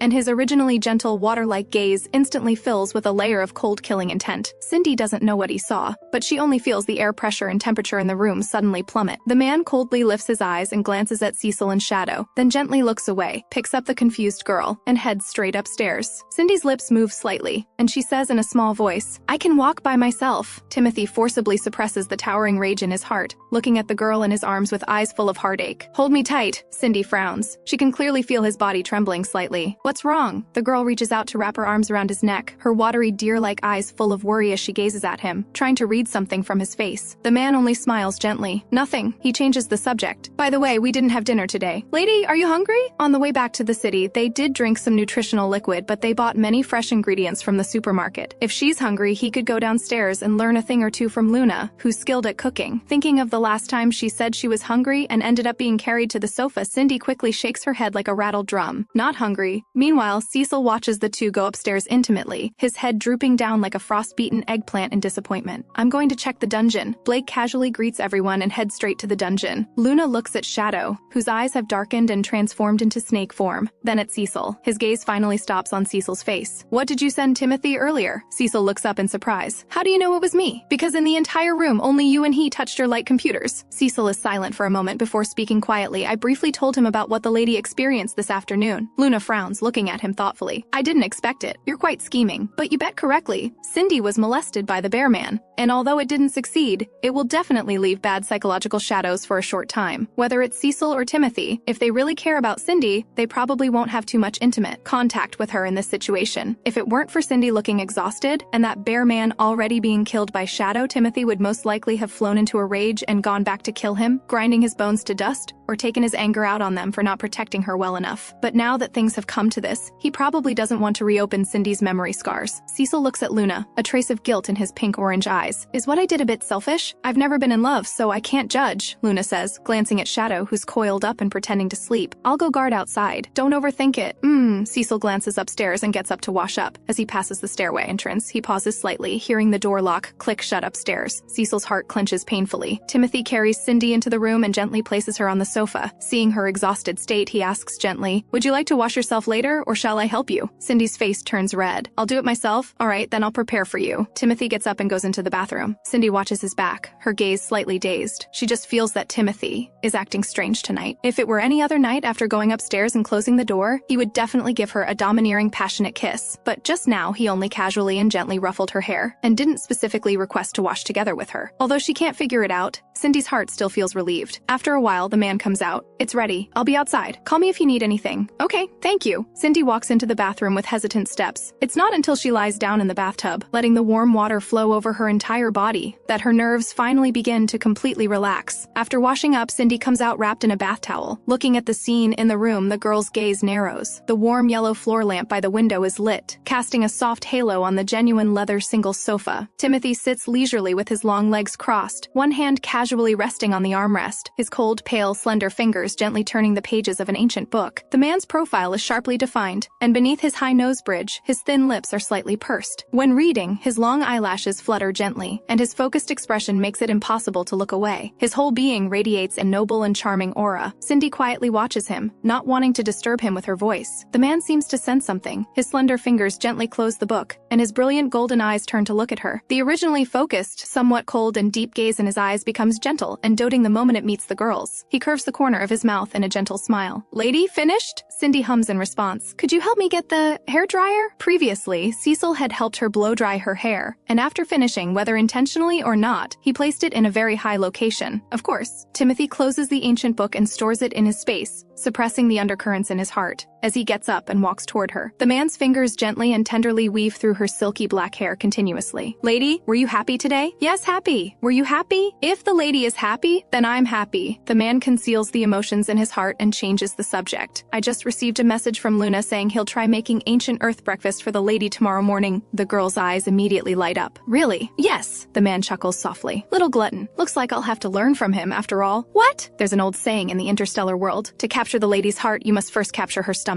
The man's fingers pause in blow-drying her hair, and he says teasingly, I wouldn't want the lady to accidentally have her heart stolen by someone else. Cindy feels speechless inside. All right, I'm just teasing you. Seeing the girl's slightly embarrassed expression, he quickly explains, don't worry, I won't do that again in the future. The girl extends her index finger to his lips, manually muting him. I understand. Understand everything? Timothy's deep gaze is full of sincerity. Then may I ask the lady, can I sleep on the bed tonight? The girl nods shyly. Yes. Just when Cindy thinks he'll immediately lie down, the man man reaches out to help her pull the covers up gently. Then lady should sleep first. I'll go wash up. Okay, Cindy nods obediently, watching him turn and walk into the bathroom. The door closes, and the sound of the shower can be heard. Cindy clutches the blanket with both hands, staring at the ceiling with wide eyes, her heart both nervous and expectant. Although he said he wouldn't do anything, this kind of thing, forget it, it's going to happen sooner or later anyway. Death is death, might as well go all out. But should she act gentle and shy later, or proactive and bold? Thinking and thinking, Cindy still feels she's not ready, just as she's lost in wild thoughts. Her eyelids grow heavier and heavier, and she slowly closes her eyes. Timothy finishes his cold shower. The heat in his heart and body finally subsides. He dries his hair and tiptoes out of the bathroom, glancing around the room. The girl has already turned on her side and fallen asleep, her slender, delicate body curled up in the corner of the bed. A flash of helplessness and heartache crosses the man's eyes. He gently removes his glasses and carefully lifts the covers to slip in. In her daze, Cindy feels the bed behind her sink heavily, and a warm, large hand gently embraces her slender waist, tenderly pulling her into his arms. Her spine, separated only by thin silk, presses against a warm, solid, and smooth chest. The faint scent of snow pine lingers at her nose tip. This scent makes her feel at peace and very safe. She unconsciously turns around and burrows into his arms, murmuring dreamily, want to touch the tail. Looking at the adorable girl, the man's lips curve in an indulgent, mischievous smile. He asks softly, the front one or the back one? The girl hums and mumbles indistinctly, the back one. Want the fluffy one, not the prickly one. All right. The man can't help but smile, tenderly in response. A fluffy tail emerges from under the blanket, gently coiling around the girl's wrist and placing it on his chest over his heart. He pulls her closer into his arms, gently nuzzles the top of her head with his chin, and places a deep kiss on the crown of her head. Good night, Cindy. In her sleep, Cindy suddenly jolts awake. She opens her eyes and finds herself suddenly in a strange place. A vast, starry sky floating with the wreckage of entire aircraft, metal fragments glittering in the starlight, sparks crackling with electricity. Cindy looks around in terror, only then discovering she's running on a miraculous road formed by converging galaxies, stars flickering and flowing beneath her feet. Each step she takes feels like treading on the edge of danger. Suddenly, the starry sky ahead tears open, and a huge black vortex slowly appears. Light bends at the edge of the black hole. Star's radiance is swallowed, emitting an eerie glow. Great, Cindy! The space-time black hole has opened! You leave first! A little boy's crisp voice calls from behind her. Only then does Cindy notice she's being tightly held by a small hand, and her own hand has also become small.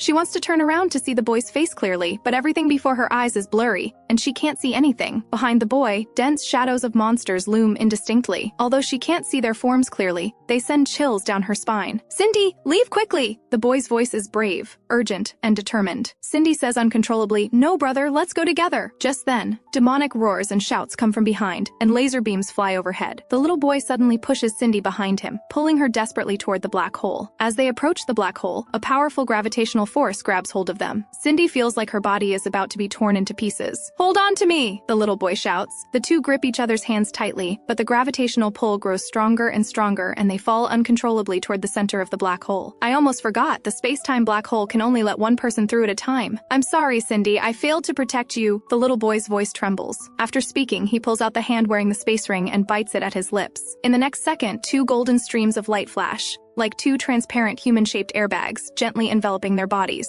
Cindy, take care of yourself in the new world. Brother, aren't you coming with me? Cindy doesn't know why she asks this question. The boy's eyes are red, with both despair and hope in them. No, there must be a connection left here, otherwise you can never return. Cindy's heart aches inexplicably. But I'm afraid you'll die. Cindy, trust me, I won't die. I'll wait for you, always wait for you. After the boy speaks, he suddenly yanks her hand away, then pushes the girl into the black vortex with his small hand. I'm sorry, Cindy. The boy chokes up. A blinding blue laser instantly pierces through his heart. Brother! Cindy's eyes widen. She opens her mouth wanting to cry out and struggle, but is quickly swallowed by the black vortex and gradually loses consciousness. Crystal tears slide down from the corners of the girl's eyes. Brother! The girl frowns tightly, sobbing softly. The man suddenly opens a pair of brilliant golden eyes. Seeing the tears at the corners of the girl's eyes, he gently raises his hand and tenderly wipes them clean with his fingertip. Brother! Cindy murmurs softly. Sleep, Cindy. Accompanied by the man's low voice, a faint, reassuring scent of snow pine slowly envelops Cindy. The fragrance grows stronger and stronger, like a warm, broad embrace holding her tighter and tighter.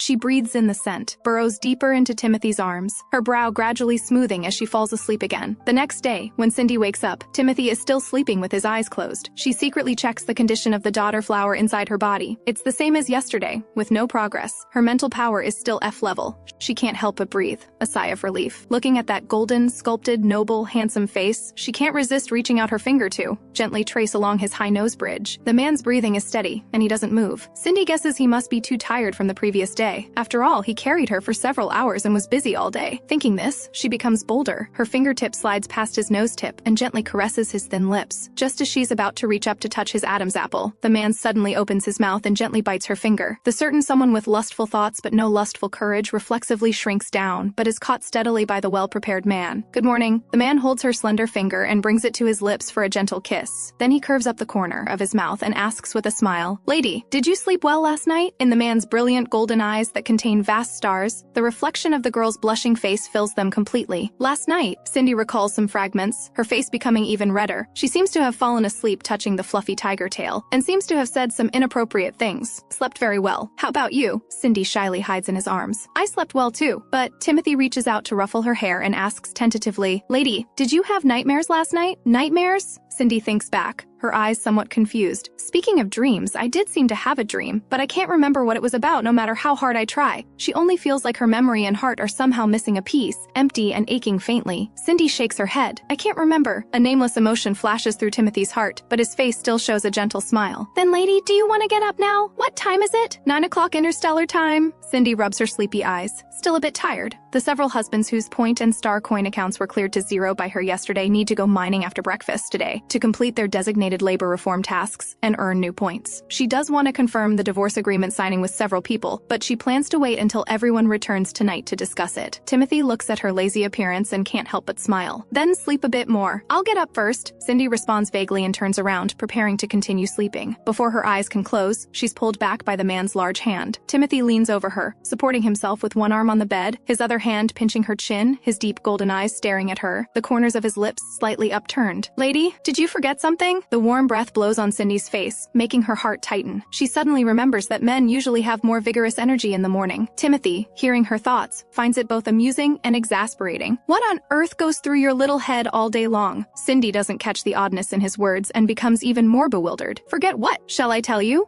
Just as Cindy instinctively tenses her body and closes her legs tightly, Timothy grips her chin tightly and kisses her. Good morning kiss, good night kiss. Lady, don't forget them in the future. Cindy purses her lips, feeling relieved inside. When she wakes up again, Timothy has already left. A gorgeous split-style long dress inlaid with colorful pearls is folded neatly at the head of the bed. It's one of the several dresses Timothy chose for her at the mall yesterday. Cindy reaches out to pick it up. The dress seems freshly washed and dried. After washing up and changing into the dress, she goes downstairs. The living room is empty, but an enticing aroma of food drifts from the kitchen. Cindy's eyes brighten. She walks straight toward the kitchen. Just as she reaches the doorway, she sees a tall, straight, athletic figure busying himself at the stove. It's Luna. Looking at him, Cindy's mind suddenly recalls Luna's personal profile. Luna, Cancer, sensitive, meticulous, homely, but his original form is also a silver wolf, so he's observant and suspicious. Usually, he appears calm as water and often wears a faint smile, very much like the boy next door. But only Cindy knows he's actually one of the 3 most scheming among the 5 husbands. His attitude toward her, judging from their interactions over the past few days, is neither cold nor warm, with some care, but more based on their essential husband identity. Thinking this, Cindy secretly takes a deep breath and steps into the kitchen. Sensing her arrival, the fluffy ears on top of Luna's head twitch as he turns around. Lady, you're awake? Yes. Cindy also smiles brightly and asks him, where is everyone? Luna's hand holding the chopsticks pauses. They went mining. Cecil and I stayed behind to protect the lady today. Usually leaving one husband at home is enough, but after yesterday's bear man incident, the several husbands are all afraid of another accident happening. Plus, Luna was on guard duty for most of the night. After everyone discussed it this morning, they let him stay home to rest. However, Luna knows in his heart that Timothy doesn't feel comfortable leaving Cecil alone at home with Cindy. Cindy turns her head to look at the living room but doesn't see Cecil. Where's Cecil? He should be checking in at the dungeon. Cindy makes an O sound and walks to his side, looking at the noodles in the pot. She's pleasantly surprised. Are you preparing to cook noodles? I'm preparing to make scallion and egg noodles for the lady. Luna stirs the noodles. I don't know how to make anything too complicated, but I remember that ancient Earth humans really liked this breakfast. I don't know if the lady likes it. As he speaks, his gaze falls on Cindy's face, with a trace of barely detectable scrutiny in his eyes. Cindy blurts out,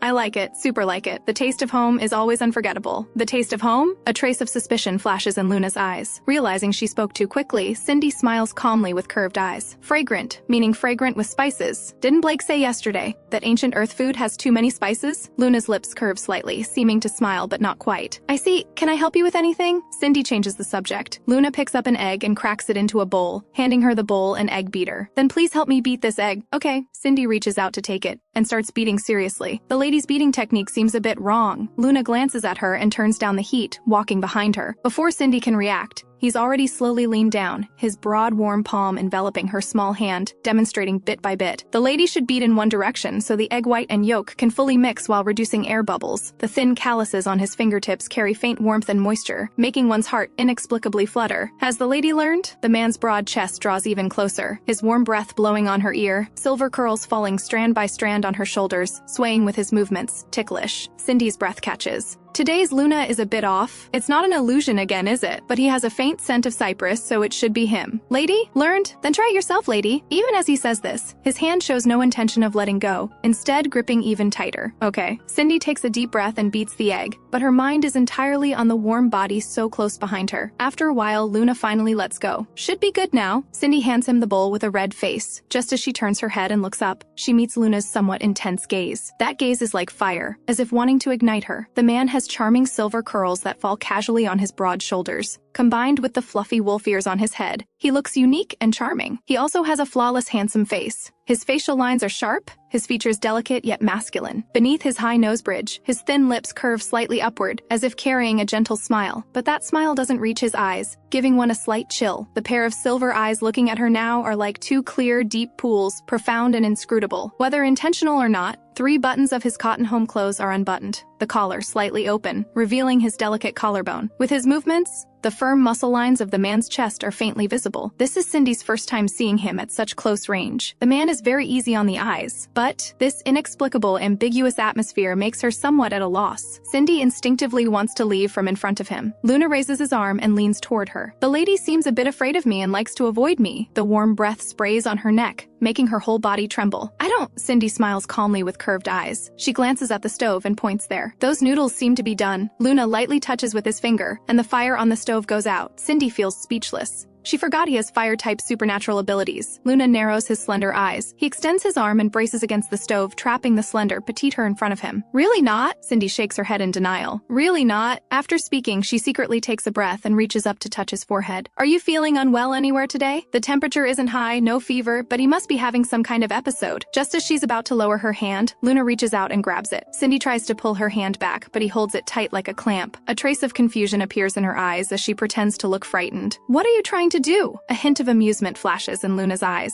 The lady said our relationship is divorce partners. Does that still count now? Cindy is stunned, then nods like a pecking chicken. Of course, the lady also said that if we're lucky, our supernatural abilities and your mental power will improve together. Lady, do you remember the method for husbands and the lady to rapidly improve supernatural abilities and mental power? Cindy is stunned. She knows, of course. Although her memory is incomplete, this kind of thing. Timothy has hinted at it, both directly and indirectly, many times in her ear. Not to mention the daughter flower in her body has similar needs. Especially the first kiss and intimate acts have very strong benefits. But naturally, she can't say such things directly. You know, my memory, she naturally knows, but keeps saying she'll pretend to be confused to get by. Halfway through her words, Luna curves his lips in a smile. Since the lady has forgotten, I can show you through actions. As his words fall, he extends his arm and easily lifts Cindy to sit on the countertop. Cindy's pupils widen. This is the kitchen. You're not planning to. The kitchen isn't just for cooking. The man curves his lips in a smile, raising his hand to gently caress her cheek. His slightly calloused thumb rubs against her lips, then slowly slides toward her neck. Although there hasn't been much intimate contact yet, Luna is both strange and fresh to her. The daughter flower inside Cindy's body glows brightly. The man's head lowers more and more, until warm breath begins to blow on Cindy's face. Just then, a fluffy silver silver-white tail suddenly emerges from behind him. Cindy's eyes light up with delight. So you're a husky? This tail is so cute. I'm a wolf. The man's fingers pause helplessly, feeling like a row of crows is flying over his head, both amused and exasperated by her ridiculous reaction. Can I touch it? Cindy says, about to reach behind his waist. His tail is different from Timothy's. Timothy's tiger tail originally doesn't have much fur and isn't fluffy, but for her comfort experience, he specifically made it larger and fluffier, while Luna's is naturally fluffy, though he also intentionally enlarged it. The lady seems to get distracted easily. The man's voice is husky, as his tail extends and tightly coils around her outstretched wrist, pulling it back. So today's noodles won't be ready to eat. Lady! Luna raises his hand, gently covering her eyes with one hand while supporting her waist with the other, leaning down to kiss her fiercely. Cindy first stiffens, then slowly closes her eyes. Lady Luna, you're actually having an affair in the kitchen! Cecil's voice, full of shock and despair, comes from the kitchen doorway. Seeing the two people kissing passionately before his eyes, the magnetic plate containing the gemstone necklace in his hand crashes to the floor with a bang. The magnetic plate shatters all over the ground, and the young man's heart also shatters all over the ground. Luna pauses in his conquering movements. He pinches Cindy's chin with one hand and lightly touches her red lips. Only then does he raise his eyebrow and glance at Cecil indifferently, his tone carrying a hint of provocation. I'm also the lady's husband. How is this an affair? Cecil is stunned. Yes, Luna is also a husband. He had also righteously accused Timothy of this very thing the day before. At this moment, he suddenly understands the feeling Timothy had when he learned about him and Cindy kissing in the fitting room. Heart-wrenching, soul-crushing, with an intense, inexplicable depression and jealousy rampaging wildly inside, seeking an outlet but finding nowhere to vent. Cindy snaps back to reality from the passionate kiss. As soon as she turns her head, she meets Cecil's face written with shock, grievance, and dejection. She reacts and quickly reaches out to press down on Luna's large hand that's on her waist and skirt hem. She just makes one sound, trying to push Luna away, but the latter's large hand touching her skirt hem has already steadily cupped the back of her head, and an even deeper, more passionate kiss falls. My lady, don't get distracted. You guys. Seeing the two continue right in front of him, Cecil's peacock feathers all stand up bristling. His eyes instantly turn red, and without even picking up the scattered necklace on the ground, he gets up and stumbles away. Cindy tries again to forcefully push Luna away, but his broad, solid chest is like a towering mountain, completely unmovable. In her urgency, she bites down hard on his lip. Luna hisses in pain and finally releases her, but the tail coiled around her wrist shows no intention of letting go. Cindy glances toward the kitchen doorway, a trace of guilt flashing in her eyes. Can you let me go first? Lady, Luna frowns slightly. If you abandon being intimate with me because you're angry about him, then I'll be angry too. Cindy feels speechless. She's a bit confused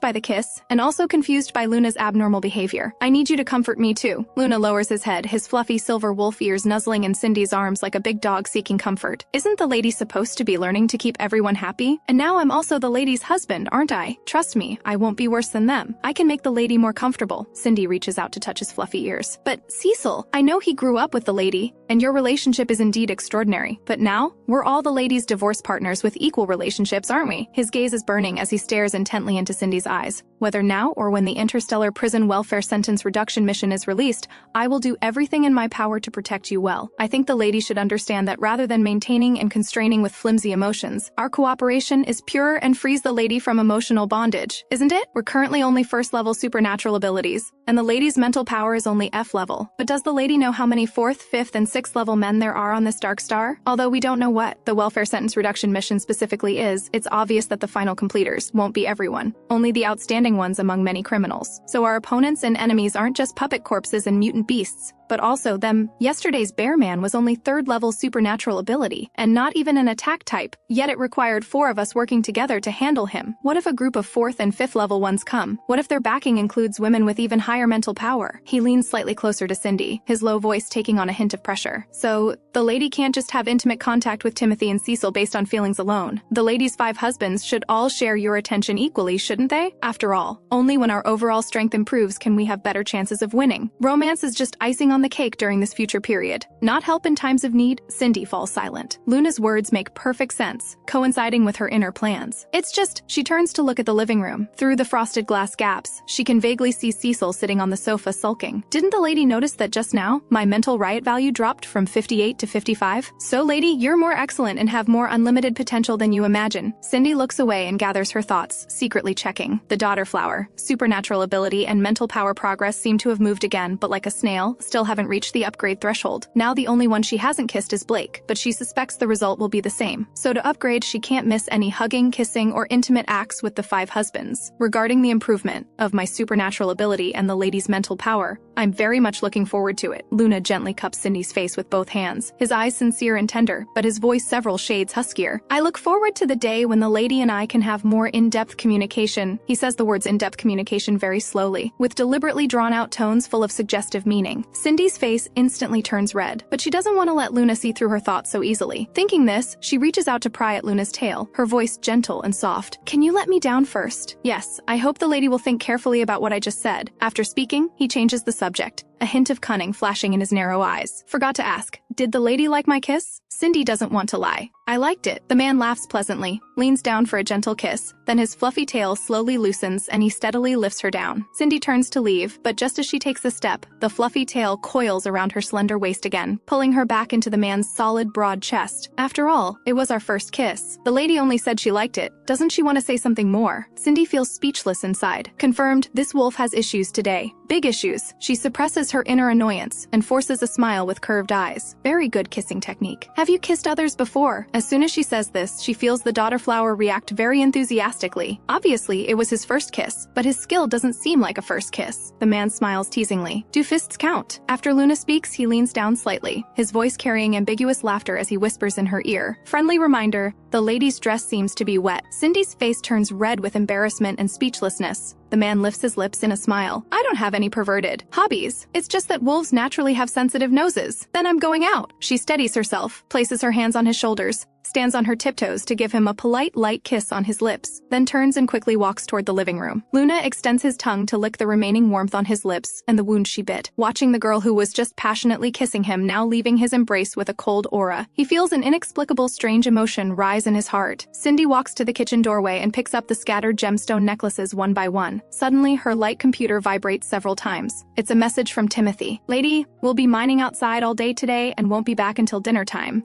Lady, rest well at home and wait for me to return. Be good. Cindy's heart warms.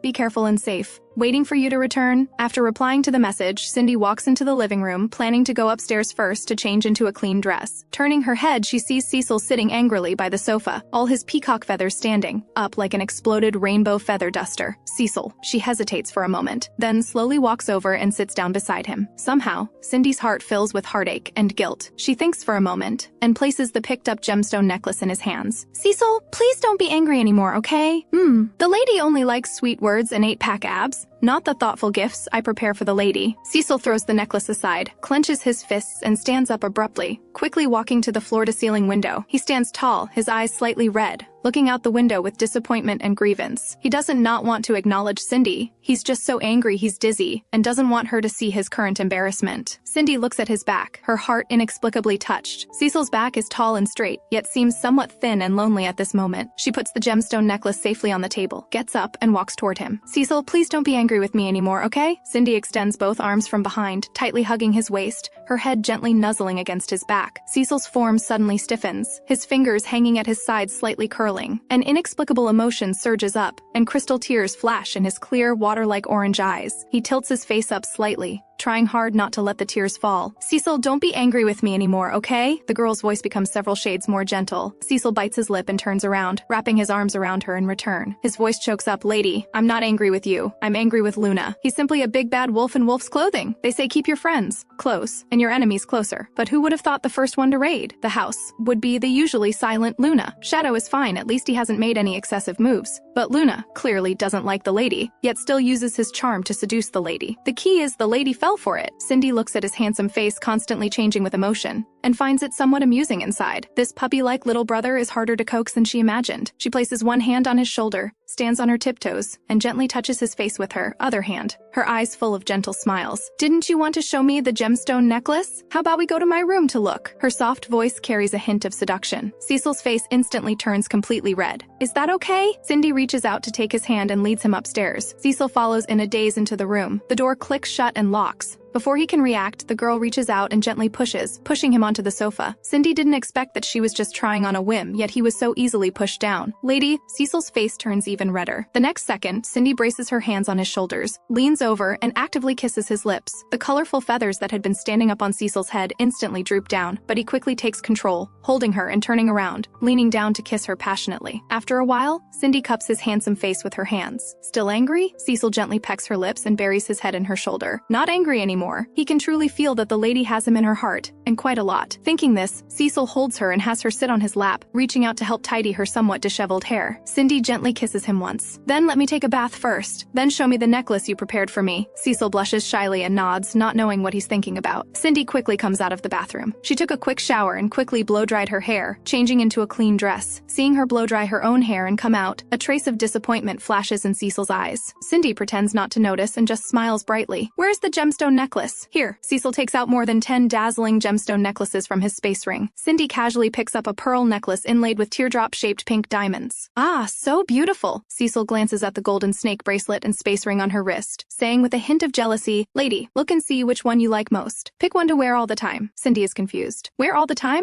These gems look very valuable. Since I'm an exile after all, wouldn't it be inappropriate? Lady, you are the most noble woman in the interstellar world. It won't matter. Besides, compared to your previous life on prosperous star no, Cecil is about to say something, but suddenly realizes that the current Cindy is no longer the previous one who lived in luxury, indulged in pleasure, and crazily abused men, that manic depressive madwoman. But don't worry, lady. Once we leave Dark Star, I will definitely let you live the happiest life. Cindy looks thoughtful. She doesn't have many memories of Cecil, only knowing he seems to have been sent to prosperous star no, at a very young age to become one of her many husbands, supposedly for exchange and learning. Lady doesn't remember anything from before? Cecil looks at Cindy with confusion.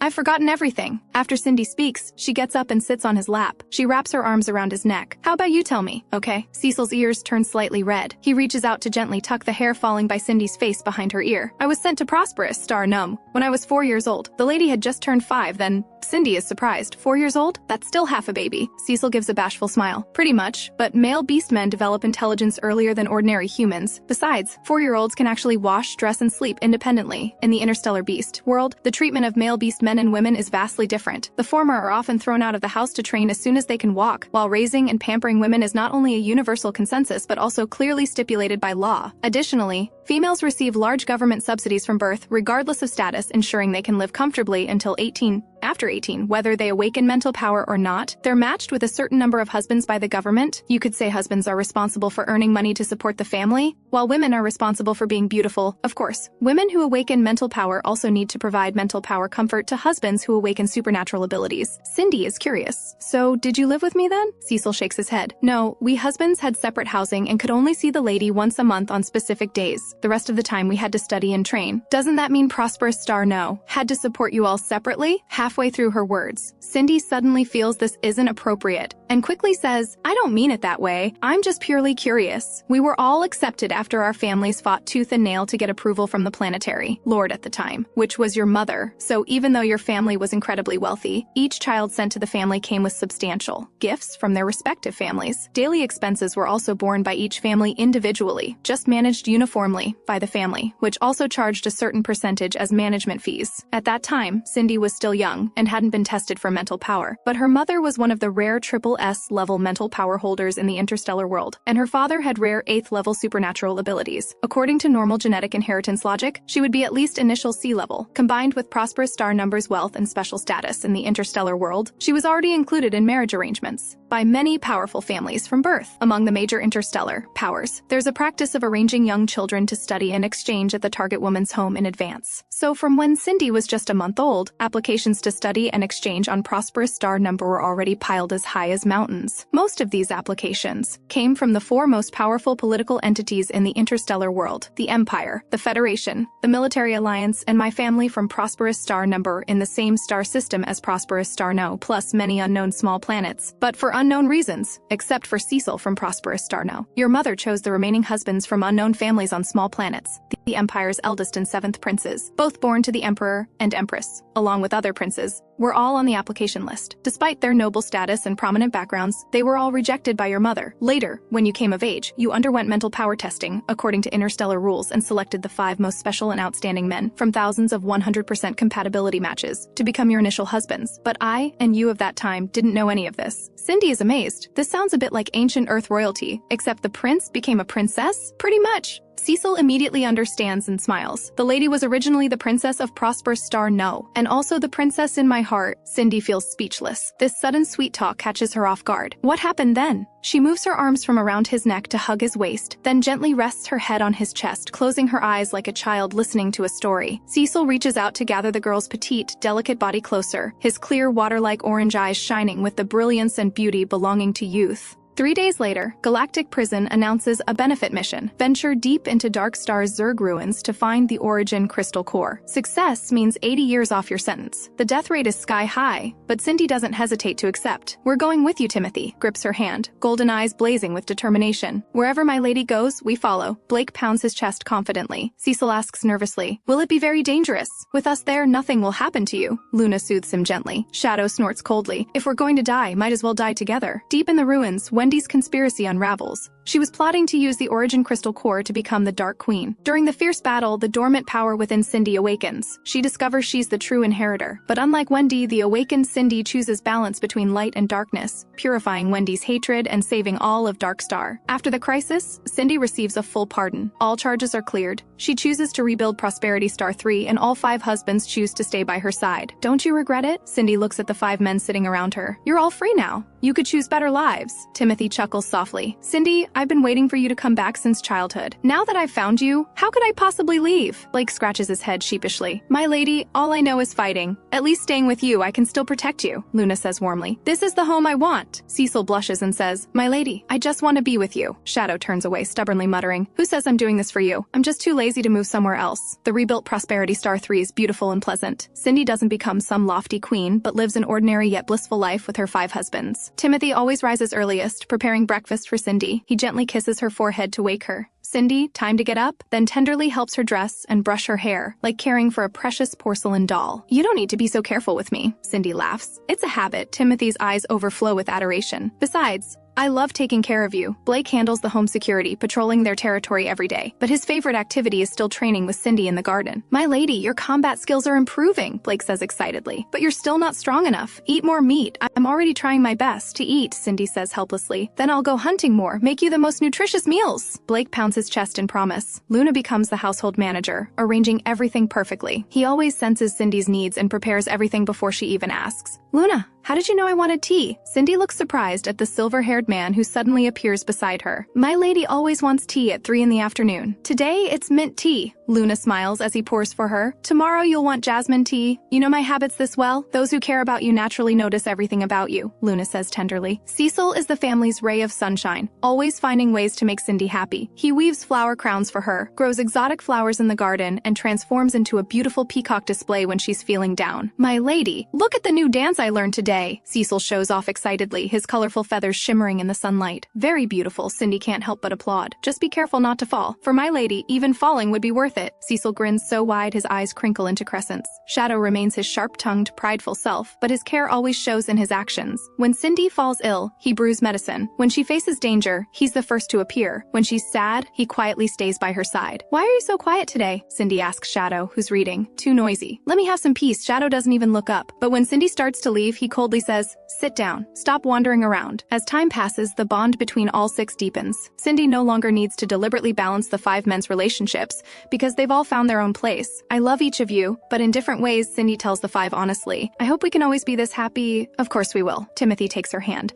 We've been through the hardest times. It'll only get better now. Whatever my lady says goes, Blake shouts in agreement. We'll always be with you, Luna says gently. Forever and ever. Cecil nods vigorously. Stupid question. Do you even need to ask? Shadow mutters awkwardly. One afternoon, a year later, in the palace gardens of Prosperity Star 3, Cindy sits in a rocking chair in the pavilion, holding a book, but her attention is on the 5 men around her, each busy with their own tasks. The breeze carries flower fragrances. Birds sing in the branches. This peaceful, beautiful life is something Cindy never dared dream of before. What are you thinking about, my lady? Luna approaches with tea, keenly noticing her distraction. Thinking about our old days, Cindy sighs. Back then, I was figuring out how to divorce you all. Now I can't bear to leave any of you. My lady was so silly back then. Cecil runs over and sits at her feet. Such wonderful husbands, and you wanted to abandon us. Who says we're wonderful? Shadow snorts. Clearly this woman can't live without us. Yes, I can't live without you all. Cindy shakes her head with a laugh. Especially a certain two-faced snake. Shadow's face reddens as he turns away, ignoring her. All right, stop teasing Shadow. Timothy fondly ruffles Cindy's hair. He's thin-skinned. Who's thin-skinned? Shadow immediately whirls around to protest. I just can't be bothered arguing with you idiots. Seeing Shadow bristle up, everyone can't help but laugh. As the sun sets and evening clouds fill the sky, this once broken family is now complete and happy. Everyone has found their place and purpose. Cindy closes her eyes, feeling the deep love from her 5 husbands and the unbreakable bonds between them all. She grew from a despised criminal into a queen who saved the star system. A lonely soul gained 5 devoted partners. We'll always be this happy, won't we? Cindy asks softly. Of course, 5 voices answer in unison, filled with certainty and tenderness. In each other's company, they found their eternal happiness. This isn't just love's triumph, but redemption from hatred to harmony. The road ahead is long, but they're no longer afraid. Whatever difficulties they face, they'll meet them hand in hand, never to be separated.